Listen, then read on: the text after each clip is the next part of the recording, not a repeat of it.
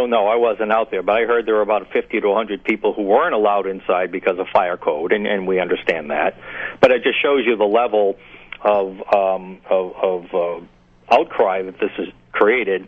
And then the other way the people were turned away, because in that room, even though there were, maybe 10, other than the council members, there might have been 10, 20 supporters of the plan, to me it seemed as if the 150 to 175 of everybody else in the room was dead set against this thing.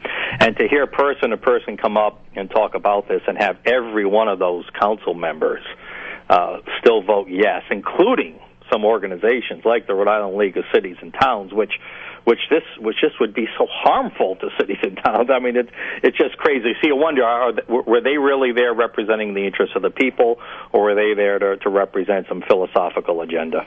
Well, I mean, being part of the planning crowd, being part of the, I'll call it the NGO quasi-governmental world is immensely profitable for a lot of the individuals in this. I mean, some of these folks, and we're going to do a little bit more in-depth study next week and name some names. We've already done some research. Some of the folks who head these agencies, which have little or no accountability, yet rely on public funds and are intricately related to the operations of day-to-day Rhode Island government, make a whole lot of do-re-mi doing this. So when you look at the millions of dollars that came from our federal family to sponsor this whole movement, there's a lot of money at stake here. Well, 2 points there. First, specifically, we just learned after the meeting last week, did you know that the group that was, I would call them the primary architect of Roadmap Rhode Island, which is Grow Smart Rhode Island, right. They received significant funding from the taxpayers of Rhode Island through the state. Yeah, I actually do know that, and I've got their tax return in front of me. Yep. So that was stunning to learn. So it just showed you it's more of that 38 studio side of insider taxpayer money going to organizations that work against the taxpayers. And two, you're right, that the planners and these government agencies survive. In fact, I think Ronald Reagan said it best decades ago, something to the effect, the more the plans fail, the more the planners plan. No, it's Dave. You wanted to jump in. You had a question. Well, I think the pushback to this Roadmap RI thing. I understand the need for communities to retain the rights to govern themselves, but I really don't see this as the hammer that's going to drop some dystopian future on Rhode Island. It's simply saying, look, if we want to maintain the nature of our state, which is, a pretty small place that has a lot of rural areas, a lot of urban areas, a lot of in-between areas, if we want to preserve the current state of that, we need to be a little bit smarter as to where we build, how we build, and what we build. I don't see that as a problem. And frankly, if you don't want to be, your city or town is already under the auspices of HUD if you're taking HUD money as far as CDBG True. Grants or things like that. So, if your town wants to opt out of taking HUD money, good luck finding a mayor or a city council that'll want to go along with that in the state. But no, that's a way to do it. Mandated, pushed down. But to your point, Dave, we're not just speculating here. I'm not, the advocacy you hear me say is not just based on me expressing unfounded fears or concerns. We are first and foremost a research organization. We have done the research. We know what has happened in other states where similar HUD plans. Remember, this plan, Roadmap Rhode Island, is just one of a dozens like it throughout the country. And so there's a history, there's a track record of what has happened in other cities and towns and counties throughout America, not just Westchester County, the one we talk about a lot. So we've done the research, and we know what comes next. When we talk about eminent domain, when we talk of loss of sovereignty of local governments, when we talk of loss of property rights, when we talk of a reduction in property values, these are the specific things that have happened in other places around the country, and Roadmap Rhode Island, despite its people just trying to poo-poo it, offers no safeguards to prevent any of those from happening. I don't think you would want any of those things to happen, would you? Loss of property rights, loss of property values, loss of sovereignty. You wouldn't want any of those to happen. This plan opens the door for those, as it has in other parts of the country, without safeguarding against them. I don't know how you can't think that those are not legitimate concerns. I think that they're legitimate concerns, but I don't think that the roadmap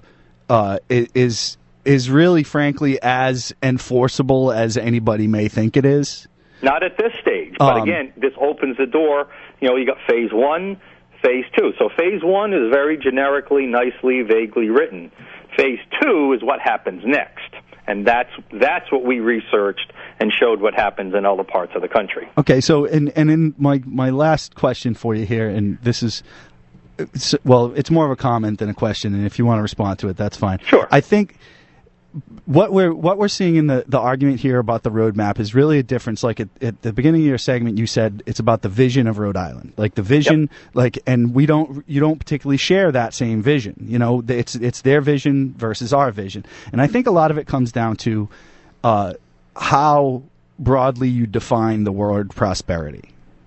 And I think, and this is my criticism for not only your organization, but frankly most of the people on the conservative side of the aisle, is there's a failure. Like, prosperity only means financial success. It comes down to dollars and cents, and that's the lens that everything gets viewed through. There's no thought to people's health. There's no thought to the quality of life issues. There's no thought to, I personally, I describe prosperity as a very broad thing that takes into account. So would we. But it seems that every report or response you have to anything within the state strictly deals with financial issues. So if you're pushing this as a social engineering thing, point out the flaws in the social engineering if it's not your vision. Like I'm saying, it would be better for you if you broadened your scope of prosperity and started to pick apart some of these other things that you don't believe. We do as a center. We agree with you that the center-right argument largely has focused on money. We do agree with you on that. Our center, if you read some of the things we've written, we ask this fundamental question, Dave. What's really in people's better interest? Is it, for instance, a welfare check or a paycheck? Is it being enrolled in Medicaid if you can't get access to doctors because of the long waiting lines or can't get good quality service?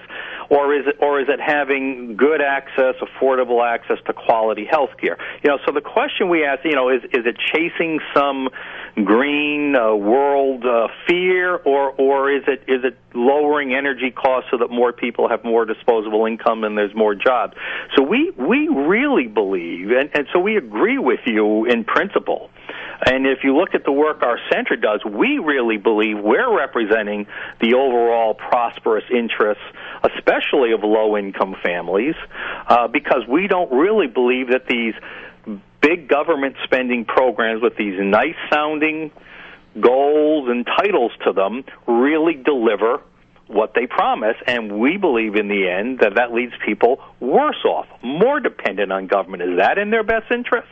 So those are the critical questions we ask ourselves, and it is a free market philosophy. We believe that a rising tide lifts all boats. We don't believe in trickle down. I don't believe that way, but I do believe a rising tide lifts all boats. And you can't have big government programs and at the same time have rising economic tides. They just don't go together. They work against each other. So we have to decide, do we want a government dependency vision or do we want a free market prosperity vision? And that's the question we ask. And in the minute or two we've got left, and again, the frustration is that we could always go on forever. Sure. Nick Mattiello, who we have another term for in this show, we're not usually much in lockstep with him, has decided to put, in a sense, a smackdown. What is the future now? And maybe we need to have you back on again very shortly, but what is the future now of Roadmap Rhode Island, as you see it? Well, I'm not sure it was a total smackdown. If it lives, it's still very dangerous. Putting it on a shelf and allowing it to live, it can still spawn executive orders, regulations from departments that still can spawn legislative action and local ordinances. So we need to get it off the shelf and literally put it in the graveyard. But I applaud the speaker for what he said, and the most important thing he said, and again, we give him big kudos, that if a plan is not popular with the people, then it shouldn't be pushed forward. And that is the whole thing here. This has to be of the people, not blind faith to some general ideology, which Roadmap Rhode Island is. If it's not popular with the people, it needs to be shelved, and we applaud the speaker for saying that. So in closing, we get back to the central core of this show today. If development is supposed to be in the best benefit of the people, what role should the people have in a sense defining that development? Mike, I want to thank you for being on the show. Mike Riley's often on the show. Mike Stenhouse joined us today. We'll have this live on our podcast, hopefully within the next day or two, and we'll put word out. Mike, rifreedom.org.